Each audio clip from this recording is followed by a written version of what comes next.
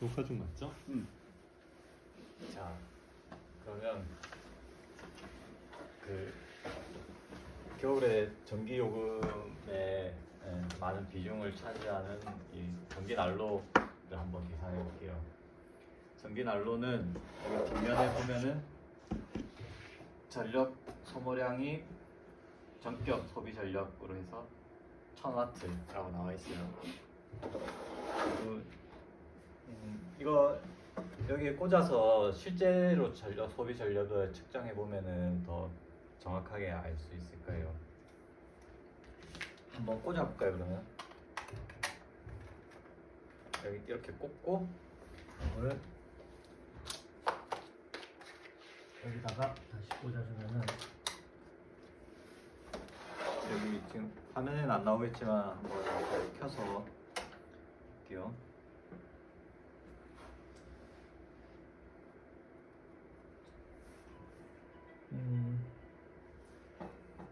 400 네. 지금 약으로 했을 때 450W 나와요. 그리고 강으로 켜면은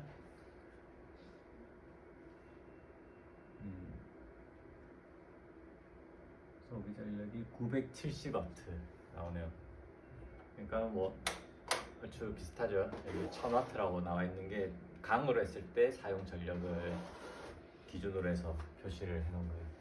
그러면 일단 1000W다라고 계산하고 1 그러면은 1000W를 킬로와트 단위로 바꾸면 1kW. 그리고 하루에 4시간 난로를 쓴다. 4시간 곱하기 한 달 30일 곱하기 93.3원을 계산하면은 11,196원 나와요. 내가 한 달에 4시간씩 난로를 쓰면은 전기 요금이 이만큼 나오는구나 라는 걸 알 수가 있죠. 이렇게 뭐 전력 소모량만 알고 있으면은 이렇게 내가 쓰는 물건들의 전기 요금이 얼마만큼 나오는지를 다 계산할 수 있어요. 자, 다음. 그래서 계산은 이제 그렇게 할 수 있다 이런 걸 알게 됐고, 저는 이제 전기 관련돼서 이제 전기를 아끼자 이런 공감대는 대체로 지금 많이 생겨 있는데, 그래서 전기를 아끼기 위해서 어떤 습관들이 필요한가 이런 거에 대해서는 좀 이렇게 잘못 알려진 사실들도 있고, 그리고 사람들이 이게 맞나 저게 맞나 잘 헷갈려하는 부분들도 있어요. 그래서 저도 그런 질문들이 있었는데, 그래서 그런 질문들 몇 가지에 대해서 이제 좀 제가 알아본 바를 알려드릴게요. 일단 제가 가진 고민 중에 하나가 이거였어요. 형광등은 안 쓸 때마다 끄는 게 나을까? 아니면 잠깐 그냥 켜두는 게 나을까? 이런 생각을 했었거든요. 예전에 이제 그런 얘기도 들었었어요. 자주 껐다 켰다 하면 오히려 전기 더 많이 먹는다. 그냥 잠깐 비울 때는 그냥 켜놓는 게 낫다. 그런 얘기들도 듣고, 그래서 이게 정말일까 아닐까? 이런, 저도 그게 궁금해서 그래서 이 전력 측정기 가지고 한번 연결을 해봤어요. 형광등은 이제 플러그는 없는데 형광등에 있는 선을 뽑아가지고 끝에다가 플러그를 꽂아서 여기다 연결해봤는데, 일단 측정값은 실제로 나온 값이랑 거의 비슷했어요. 36W인데 36W 약간 넘게 나오거나 조금 낮게 나오거나 그 정도였고, 근데 그래서 켜면은 처음에 이제 전기 소모를 많이 한다 이런 얘기가 있었어요. 근데 해보니까는 전기 소모량은 차이가 없어요. 그냥 켜자마자 거의 일정하게 처음에 한 1초 정도 약간 오를까 정도고, 그 다음부터는 일정하게 쭉 유지가 되더라고요. 그래서 그 얘기가 나온 게, 예전에는 그 초크 다마라고 이렇게 달려있는 옛날 좀 나이 있는 사람들은 알 텐데 그런 게 있었어요. 그래서 예전에는 이제 형광등 안 나온다면은 철물점 가서 그 초크 다마 갈아야 된다고. 그래서 그거 이제 스타터라고 하는 건데, 그런 게 달려있던 옛날 형광등은 초기에 이제 전력 소모가 많은데, 요즘은 그런 게 없어요. 그래서 더 자주 껐다 켰다 한다고 해서 뭐 특별히 등의 수명이 죽는거나 이런 것도 없고, 그래서 사실 그냥 귀찮지만 않으면은 잠깐이라도 안 쓰면 그냥 꺼두는 게 좋아요. 그러면 그만큼 전력을 안 쓰는 거죠.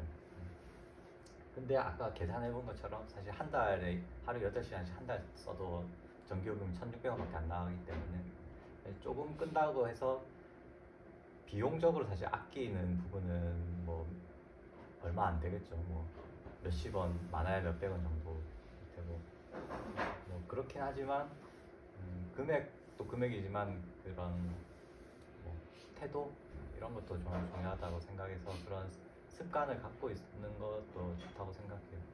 그래서 어쨌든 뭐 켜놔도 되지만 그렇게 좀 전기를 아끼는 습관을 갖고 싶은 사람이 이거 괜히 자주 껐다 켰다 하면 더 안 좋은 거 아니야? 내가 뻘짓하는 거 아닐까? 이런 고민을 한다면은 그런 걱정을 안 하셔도 된다. 끊으면은 끊은 만큼 그만큼 전기를 아끼는 효과가 있다. 그렇습니다. 그다음에 다음 질문. 그다음에 이제 그것과 비슷하게 또 전기를 아낄 때 많이 고민하는 부분이 대기 전력에 관한 거예요. 그 대기 전력이 플러그를 뽑아야 할까?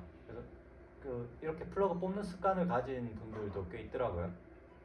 이제 저처럼 5분도 지났어요. 네. 진짜 일단은 뭐 그냥 해볼게. 저처럼 이렇게 그런 전기 아끼는 습관이 있는 사람들은 중에서는 이제 그렇게 하는 분들도 있던데 저 같은 경우는 플러그를 매번 꽂았다 뺐다 하진 않아요. 그거 너무 좀 귀찮기도 하고 그리고 꼭 그래야 할까 이런 생각도 들어서 그래서 대기 전력에 대해서 좀 알아봤는데 다음 화면 보면은 이게 대기 전력 표시예요. 단위는 와트예요. 그래서 뭐 제일 많이 먹는 게 셋톱박스요.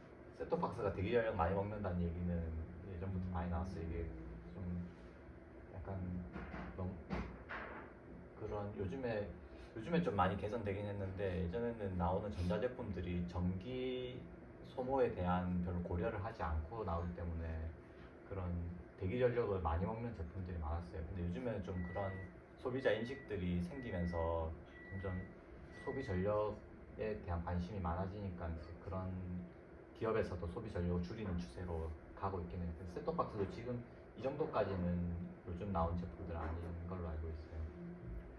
근데 어쨌든 뭐 이런 셋톱박스나 뭐 에어컨, 보일러, 밥솥 다 대기 전력을 어느 정도 먹어요. 그 휴대폰 충전기, 선풍기 이건 0.2W 이렇게 나와 있는데 뭐 정밀한 측정기로 하면은 이게 이 정도 나올 수도 있을 것 같기도 하고 근데 제가 측정해 본 걸로는 이거는 그냥 좀 저가형 가정용 측정기라서 이 정도 적은 소모량은 측정이 안 되더라고요. 그래서 결국엔 이렇게까지 적은 소모량은 그냥 없다라고 봐도 크게 상관없지 않을까 생각해요. 그래서 보면은 기본적으로 대기 전력을 많이 먹는 제품들은 이렇게 생각하면 좀 쉬운데 전자회로가 있는 제품들은 대부분 대기 전력을 먹는다. 그러니까 전자회로가 없는 제품은 대기 전력을 거의 안 먹는다. 이렇게 보면 돼요. 그래서 뭐 저런 빔 프로젝터라든지 오디오, 비디오, 셋톱박스, 모뎀 이런 것들 다 전자회로가 들어가 있죠. 그래서 그런 전자회로가 들어가 있는 제품들은 명령을 받을 준비를 하고 있기 때문에 그래서 대기 전력을 소모하는 거예요. 블루투스 스피커는 블루투스 스피커도 켜두면은 그러니까 켜둔다라고 해야 될까? 연결이 되나요? 그거나 뭐 제품마다 또 다를 것 같아요.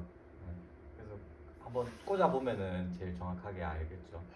그러니까 어떤 블루투스 스피커는 아예 대기 전력을 안 먹는 것도 되고, 그러니까 어떤 거는 먹을 수도 있고, 약간 그건 좀 애매하네요. 그래서 또 대기 전력 안 먹는 대표적인 거는 뭐 선풍기라든지 혹은 또 뭐가 있을까? 전기 오븐 같은 것도 그런 전자식이 아니라 그냥 기계식으로 켜고 끄는 것들은 대기 전력을 안 먹고, 근데 버튼식은 대기 전력을 먹어요.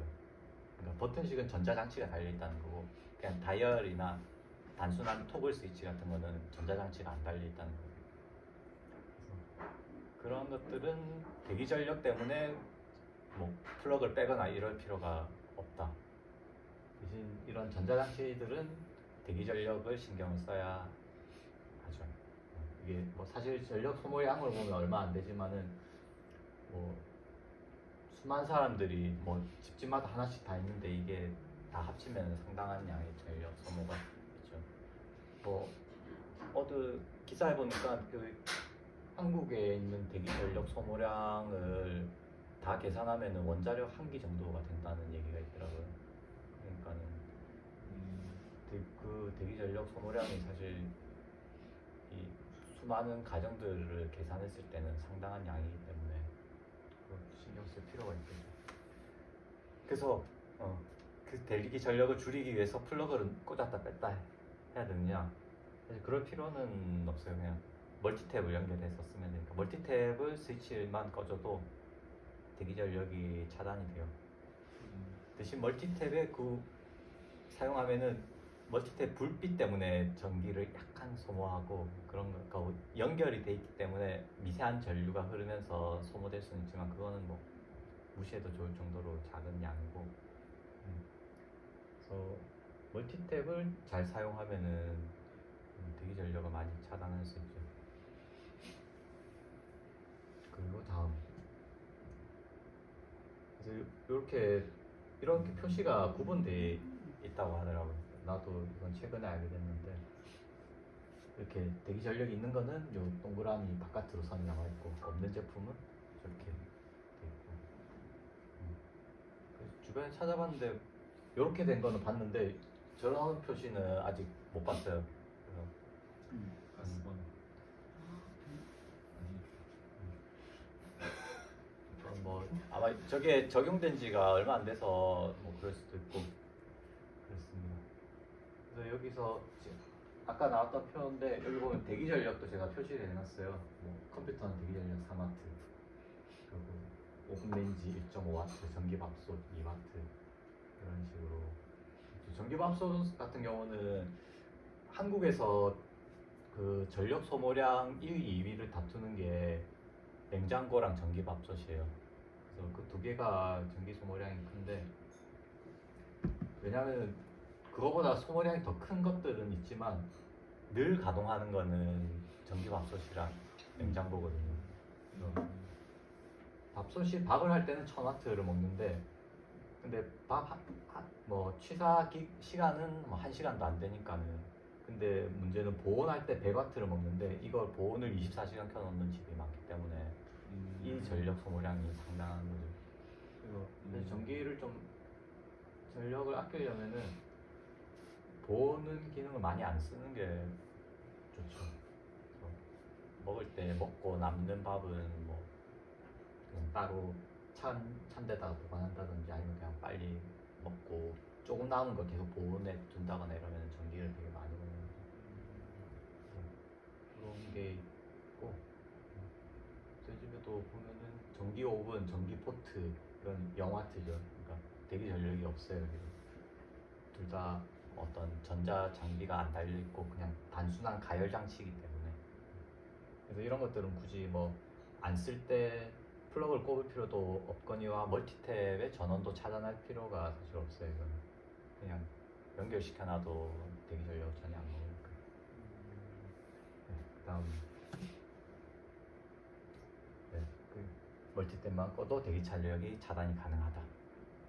그러니까 왜 제가 이 얘기를 했냐면 그 대기 전력 차단용 멀티탭이 따로 나오거든요. 가격도 굉장히 비싸요. 그거 하나에 막 3만원, 4만원씩 하더라고요.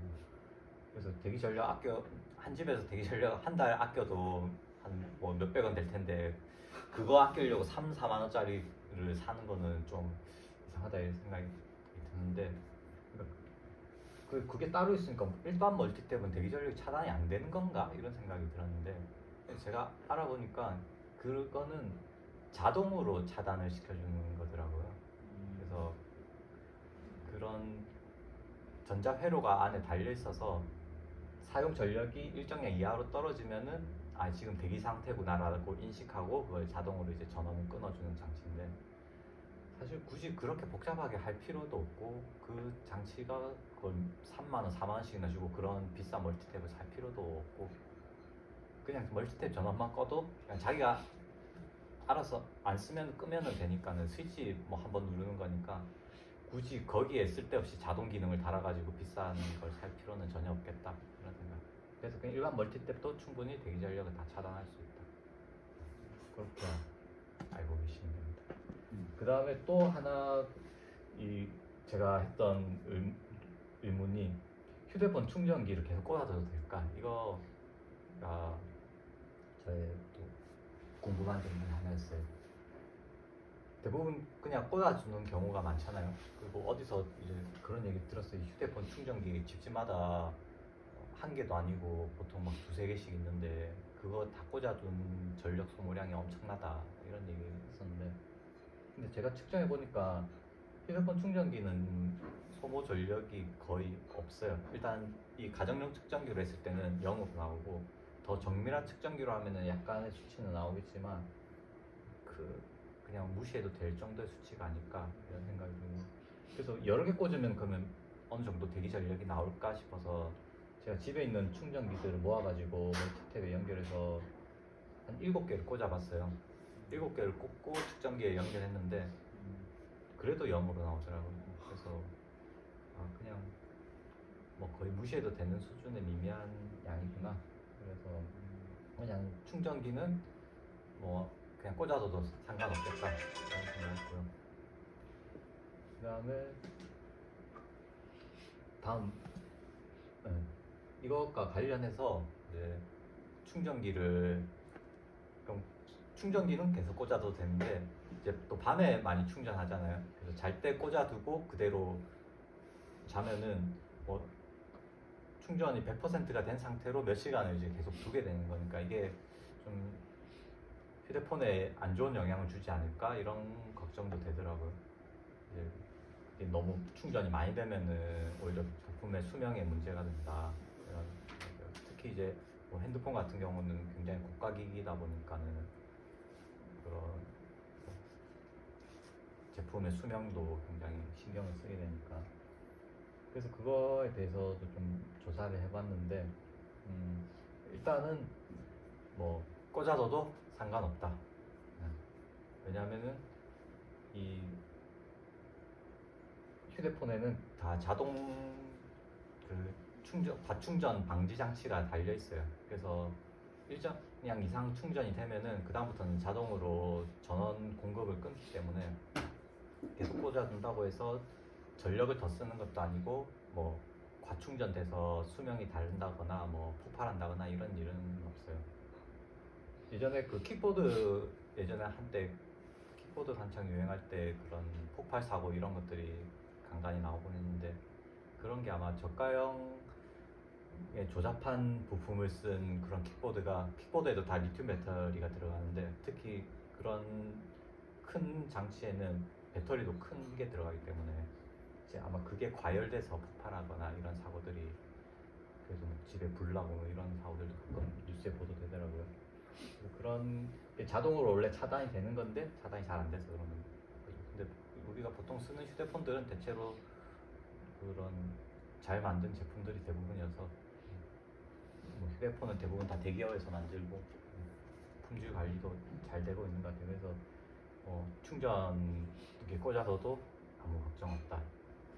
그리고 오히려 더 신경 써야 되는 거는 방전이에요. 방전을 안 시키는 게 오히려 배터리 수명에는 훨씬 중요한 포인트인데 일단 기본적으로 리튬 이온 배터리가 과충전되거나 과방전되면은 둘 다 수명이 급속하게 줄게 되는데 충전은 일단 과충전되면은 위험이 있기 때문에 기본적으로 안전장치가 다 달려 있어서 과충전은 아무리 꽂아둬도 안 돼. 일부러 어떤 기계를 자기가 조작하지 않는 이상은 과충전될 일은 없다. 근데 방전은 이제 될 가능성이 있는데 방전도 기본적으로는 좀 휴대폰 같은 경우나 그러니까 스마트폰이나 뭐 태블릿 PC나 이런 것들은 다 과방전 방지 장치가 달려 있긴 해요. 그래서 과방전은 안 되는데 그렇지만 배터리가 너무 낮은 상태로 유지되면은 배터리 수명이 줄어들어요. 그래서 배터리를 오래 쓰고자 하면은 제일 좋은 거는 한 50% 정도를 유지하는 게 제일 좋고, 근데 사실 그걸 계속 유지하고 있을 수가 없으니까는 그렇게 유지를 못하면은 그냥 100%를 차라리 유지하는 게 낫다. 그래서 배터리가 뭐 20% 밑으로 이렇게 떨어진 상태를 자주 그런 상태를 만들면은 배터리 수명이 줄기 때문에 차라리 그냥 100%를 그러니까 늘 그냥 틈날 때 그러니까는 충전을 하는 게 제일 좋다. 그래서 옛날 배터리 같은 경우는 완전히 방전하고 다시 충전하고 이렇게 해야지 배터리 수명이 오래 가는 니켈 카드뮴 배터리는 그랬었는데, 지금 리튬 배터리는 그렇지가 않아요.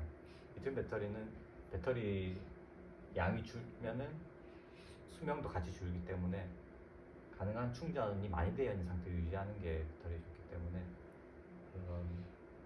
늘 틈날 때마다 꽂아주세요. 그게 좋다. 다음. 그래서 이제 마지막이네요. 그래서 이게 이런 생활 속에서 전기와 관련돼서 좀 궁금한 점들 이런 것들 이야기 나눠봤고, 이제 주로 제가 얘기하는 것들은 전기를 어떻게 하면 아낄 수 있는가에 대해서 이제 많이 얘기를 했어요. 그러니까 기본적으로 이제 전기를 아끼는 게 좋다. 그리고 그게 뭐 지금 뭐 대부분 현대인들한테도 기본적으로 갖고 있는 공감대인 것 같고, 근데 또 사실 지금 현재의 조건에서는 발전하는데 많은 비용이 들고 많은 환경 오염을 일으키기 때문에 전기를 아끼는 게 지금 상황에서는 당연히 좋은 게 맞다고 생각해요. 근데 전기를 아끼는 게 그 자체가 정말 좋은가? 이거에 대해서는 또 다시 한번 생각해 볼 필요도 있겠다 이런 생각이 들어요. 이 사람이 니콜라 테슬라인데 지금 가장 핫한 기업 중에 하나인 테슬라가 이 사람의 이름에 나온 거예요. 근데 이 사람이 그러니까 그 현대 전기에서 제일 대표적인 유명한 사람은 에디슨이잖아요. 근데 에디슨과 쌍벽을 이루는 사람이 테슬라였어요. 두 사람이 노벨상 공동 수상 예정이었는데 에디슨이 둘이 같이 받을 거면 안 받겠다 이렇게 해서 둘 다 수상 취소가 됐다 뭐 이런 얘기가 있던데, 이 사람 또 에디슨만큼이나 현대 전기에 엄청 큰 공을 세운 그 연구자인데 이 사람은 좀 많이 안 알려졌죠. 그리고 에디슨이 엄청 상업적인 성공을 거둔 거에 비해서 테슬라는 별로 말년에 좀 가난하고 힘들게 살았다고 하더라고요. 근데 저는 테슬라가 굉장히 좀 최근에 저도 좀 알게 돼서 되게 흥미로운 사람이구나 이렇게 생각하는데, 이 사람이 무한 동력이라는 장치를 연구하고 있었어요. 그게 최종적으로 결국 완성되지는 못했는데, 그래서 거기에 이제 테슬라가 한 얘기 중에 이런 얘기가 있었어요. 너무 많은 세대가 지나기 전에 우리의 기계가 우주 어디서나 얻을 수 있는 동력에 의존할 수 있어야 한다. 그럼 마지막에 온 우주가 에너지로 충만해 있다. 그래서 이 얘기를 저도 그런 무한 동력 장치에 관한 얘기를 듣고 되게 충격이었는데, 그러니까 전기라는 게 1차적으로는 전기는 어떤 비용이 든다. 그리고 희소한 자원이다. 이런 생각을 갖고 있었는데, 온 지구에, 그러니까 온 우주에 에너지가 충만해 있다. 이 얘기를 듣고 진짜 그렇구나 이런 생각이 들더라고요. 사실 그러니까 태양에서 오는 이 에너지도 보면은 늘 쉼 없이 엄청난 양의 에너지가 지구로 오는 거잖아요. 우주 공간 안에도 에너지가 충만해 있고, 사실 우리 몸 안에도 전기가 흐르고 있고, 그 심장이 뛰는 것도 사실 전기에 의해서 뛰고 있는 거니까. 그래서 우리가 기억을 하는 뇌 신경에도 다 전기 신호로 이루어지는 거고, 그러니까 사실 이게 어떤 전기 플러그만 꽂는 게 아니라 내 일상을 이루고 있는 것들, 수많은 것들이 실제로는 전기로 이루어져 있고, 뭐 크기는 차이가 있지만은 엄청 작은 것도 있고 엄청 큰 것도 있지만 다 에너지가 가득한 상태에서 살고 있구나 이런 생각이 들어요. 그러니까 에너지를 아낀다 이런 게 어떤 지금의 조건에서 에너지를 아끼는 다가 바람직한 거지만 에너지를 아끼는 게 반드시 좋다. 꼭 이렇게 볼 필요는 없구나 이런 생각이 들더라고요. 그래서 앞으로 또 기술이 발전하고 이 시대가 변하면은 에너지라는 거에 대한 관점도 많이 바뀌겠다 이런 생각이 들고 그래서 다음번에는 오늘은 이제 그런 굉장히 실용적인 전력량이 얼마인지 전기 요금을 어떻게 계산하는지 대기 전력을 어떻게 줄일 수 있는지 이런 이야기들을 주로 했는데 다음번에는 이런 우주에 가득한 에너지를 우리가 어떻게 쓸 수 있는가 이런 좀 그런 이야기들도 한번 같이 나눠보면 좋겠다. 그래서 그런 내용도 다음에 한번 준비해 보겠습니다. 이상입니다.